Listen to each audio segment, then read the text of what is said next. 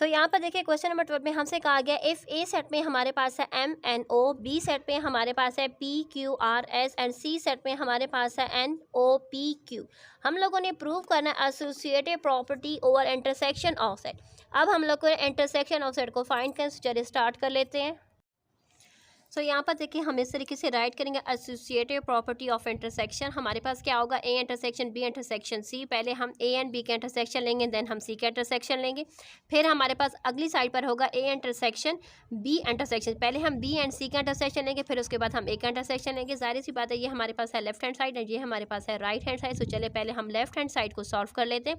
Left hand side में हम सबसे पहले ए इंटरसेक्शन बी लेंगे। यहाँ पर देखें ए एंड बी सेट मैंने राइट कर दिए, लेकिन यहाँ पर देखें हमारे पास कोई भी एलिमेंट्स दोनों सेट में ऐसा नहीं है जो कि कॉमन, तो इट्स मीन कि हमारे पास क्या आ जाएगा, एम्प्टी सेट।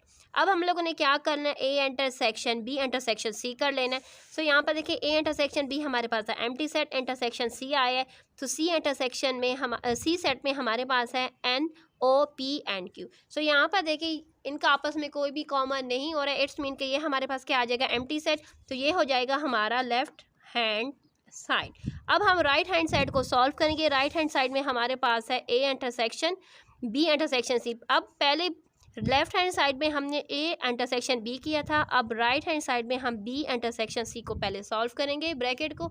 तो यहाँ पर देखें हमारे पास क्या आ जाएगा, कौन कौन से एलिमेंट्स ऐसे हैं जो हमारे पास कॉमन। तो यहाँ पर देखें बी सेट में हमारे पास है P Q R and S, C set में हमारे पास है N O P and Q. हमारे पास जो कॉमन एलिमेंट्स जो हमारे पास आए हैं वो आए हैं पी एंड क्यू।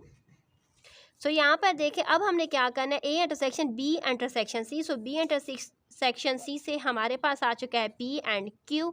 अभी यहाँ पर देखें A and B intersection C में हमारे पास कोई भी एलिमेंट्स कॉमन नहीं है, इट्स मीन कि हम यहाँ पर क्या राइट कर देंगे, एम्प्टी सेट। ये हमारे पास हो जाएगी हमारी right hand side. It's mean कि हम प्रूव कर चुके हैं, hence prove that left hand side is equal to right hand side.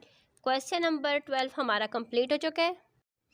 Question number 13 में हमसे कहा जा रहा है कि इफ़ ए सेट में हमारे पास क्या है 1 2 3 एंड 4, बी सेट में हमारे पास है 3 4 5 एंड 6, यूनिवर्सल सेट में हमारे पास है 1 2 3 4 5 एंड 6। हम लोगों ने प्रूव कर the De Morgan law and demonstrate the law using Venn diagram, और फिर हम लोगों ने उसको वेन डायग्राम से भी शो करना है उस तरीके से जिस तरीके से हम इससे पहले क्वेश्चन नंबर 8 में हम शो कर चुके। चलिए पहले हम क्वेश्चन को सॉल्व करते हैं कि असल में ये डी मॉर्गन लॉ हमारे पास है क्या। क्वेश्चन नंबर 13 में जैसा कि हमसे कहा गया था हम लोगों ने डी मॉर्गन लॉ को सॉल्व करना। डी मॉर्गन लॉ का जो फर्स्ट लॉ है पहले हम उसको सॉल्व करेंगे, फिर उसके बाद हम उसके सेकंड लॉ को सॉल्व करेंगे। फर्स्ट लॉ में हमारे पास है A union B whole complement is equal to A complement intersection B complement. तो सबसे पहले हम इसकी लेफ्ट हैंड साइड को सॉल्व करेंगे। लेफ्ट हैंड साइड में हमारे पास है A union B whole complement. So हम पहले ए यूनियन बी ले लेंगे। यहाँ पर देखें ए सेट में हमारे पास जैसा कि हमें मालूम है कि ए सेट में हमारे पास है 1 2 3 एंड 4, बी सेट में हमारे पास है 3 4 5 एंड 6। सो यहाँ पर देखें हमारे पास क्या आ जाएगा, यूनियन में हमारे पास आ जाएगा 1 2 3 4 5 एंड 6। ये हमारे पास आ चुका है ए यूनियन बी। अब हमने क्या करना है, A union B whole complement find करने के लिए यूनिवर्सल सेट में से ए यूनियन बी हम कर लेंगे। ठीक है, यहाँ पर देखें हमें यहाँ पर यूनिवर्सल सेट राइट कर चुके, तो ए यूनियन बी का जो सेट जो हमारे पास अभी आया अब हम उसको राइट कर देंगे। सो यहाँ पर देखें हमें मालूम है कि हमारे पास क्या होता है, यूनिवर्सल सेट में ये कॉम्प्लीमेंट जब भी फाइंड करते हैं तो डिफरेंस फाइंड करें। तो यहाँ पर देखें हम क्या करें, यहाँ पर देखें 1 2 3 4 5 6। इट्स मीन कि हमारे पास क्या आ चुका है, सारे सेट्स दोनों आंसर सेट्स में जो एलिमेंट्स है वो सारे के सारे दोनों सेट के कॉमन थे। इट्स मीन हमारे पास क्या आ चुका है, एम्प्टी सेट। ये हमारी हो चुकी है लेफ्ट हैंड साइड।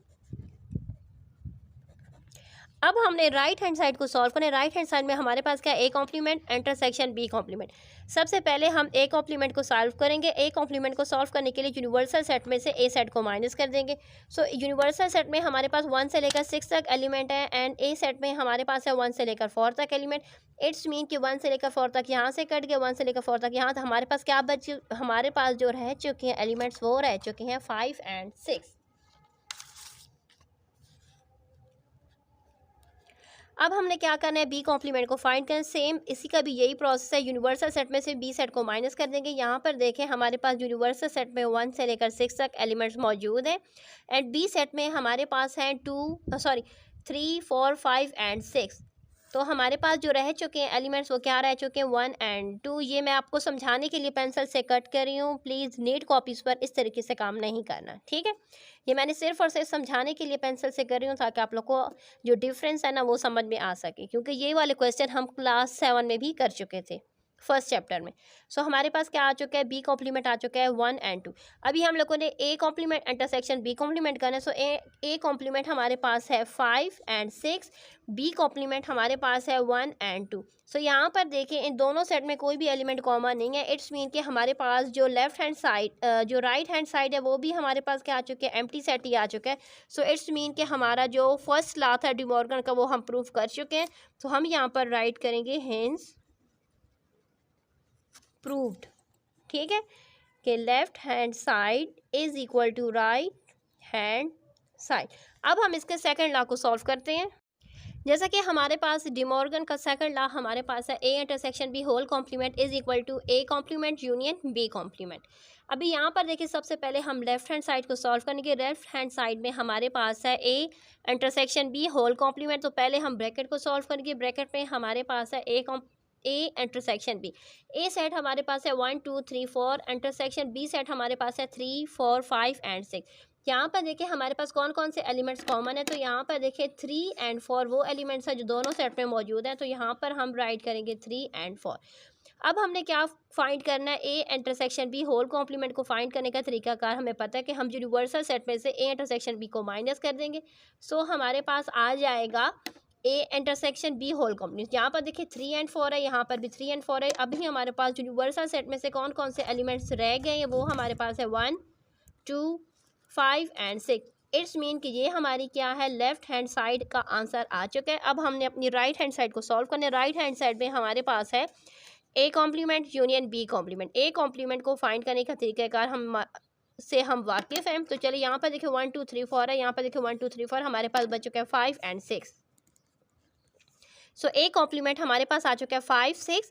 अभी हम लोगों ने फाइंड करना है बी कॉम्प्लीमेंट। तो बी कॉम्प्लीमेंट का भी तरीक़ाकार वही है, यूनिवर्सल सेट में से बी सेट को माइनस कर देंगे। बी सेट में हमारे पास है 3, 4, 5, 6। 3, 4, 5, 6 हमारे पास जो रह चुका है बी कॉम्प्लीमेंट में हमारे पास आ जाएगा 1 एंड 2। सो इट्स मीन कि हम लोग को अब A complement union B complement आसानी से सॉल्व कर सकते हैं। सो ए कॉम्प्लीमेंट हमारे पास है 5 एंड 6, बी कॉम्प्लीमेंट हमारे पास है 1 एंड 2। हम इसका यूनियन फाइंड करें। यूनियन से मुराद होगा कि 1, 2, 5 एंड 6 सबको राइट कर देना। इट्स मीन कि हमारी जो राइट हैंड साइड है एंड लेफ्ट हैंड साइड का जो आंसर है वो सेम आ चुका है। इट्स मीन कि हम प्रूफ कर चुके हैं। यहाँ पर हम राइट करेंगे हेंस प्रूव्ड।